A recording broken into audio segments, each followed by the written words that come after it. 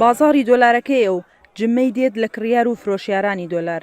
لێرە دۆخەکە ئاسایی نییە، هەمووان هەست بە نیگەرانی و دڵەڕاوکێ دەکەن بەهۆی ناجێگیری نرخی دۆلار و بەرزبوونەوەی لە ناکاو.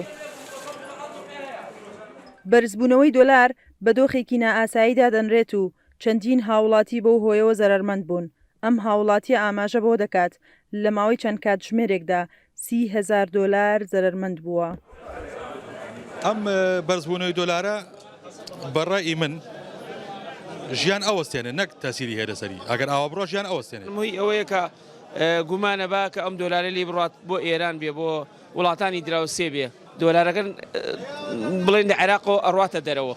ئەمریکاش ساحەبی ئەسڵی عێراقەیە سەر ئێسا نایڵێت ئەم دۆلارە بەفی ڕۆ بڕۆ.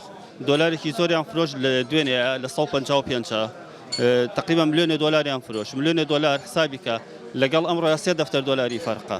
کولی دەفتەرێکی تقریبا 4 ملیۆن دینار زەرەرەکە.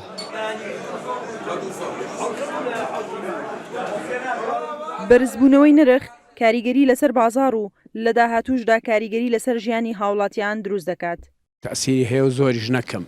سا حالێن دوێنێ باشتر بۆ لە ئیمڕۆ باشترە بێ لە بەیانی ینی ڕۆژ لەگەڵ ڕۆژە ژیان بەرەو خراپی ئەڕوا بەرەو چاچی نایەت. ئاوای لێ هاتۆ بازار ئەندەقەیە. پەرلەمانتارێکی پێشووی پەرلەمانی عێراقیش هۆکارەکەی بۆ ململانەی سیاسی و مامەڵەی هەڵەی حکوومەتی عێراق لەگەڵ وڵاتانی دراوسێ و گەندەڵی لە عێراقدا دەگەڕێتەوە. دەڵێت بۆ چارەسەریش پێویستی بە هاوسەنگی سیاسی هەیە. لەوەتی مەزادی عوملە هەیە لە عێراقا سەرچاوەی گەندەڵی و فەسادی ئەم وڵاتە بریتە لە مەزادی عوملە. سەرچاوەی دۆلاری عێراق بۆتە سەرچاوەیەکی دیکە بۆ دەوڵەتە دراوسیەکان. ڕیزاڵ بانکی ئەمریکی جۆرێک لە تعقیداتی خستۆتە ناو مامەڵەدارایەکانی عێراق لە ڕێگەی بانکی مەرکەزیوە کە نابێ هەموو بانکێکەم دۆلارە وەربگرێ. بۆ دیسان شیع سوودانی دانیشتن بکە و بزانێ ئەمریکیەکان چ خواستێکیان هەیە لەسەر عێراق.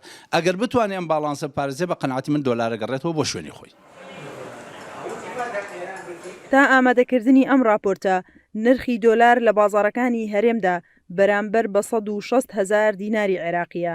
ئەمە لە کاتێکدایە چەند ڕۆژێک بەر لە ئێستا بەرامبەر بە 148,000 دینار بوو.